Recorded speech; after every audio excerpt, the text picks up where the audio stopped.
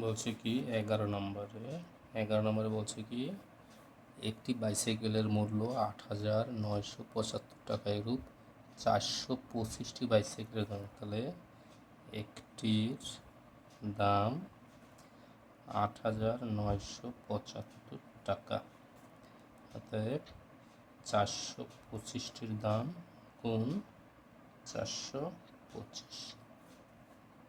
5 5 25-এর 5 হাতে 2, 5 35-এর 37-এর 7 হাতে 3, 5 45-এর 3, 48-এর 8 হাতে 4, 5 40 আর 4 44।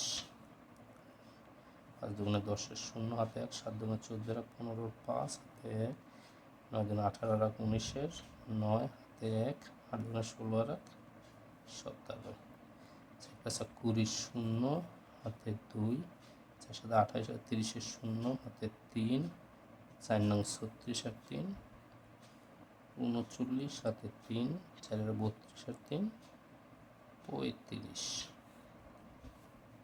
তাহলে কত হয় 5 7, তারপর আছে 8 5 13-এর 3 হাতে 1, 9 1 10 8 4 14, 4 হাতে 1, 4 1 5, 7 5 12, 12 আর 9 21-এর 1 হাতে 2, 5 আর 2 6, 7 8 3। এত টাকা 38,14,375 টাকা।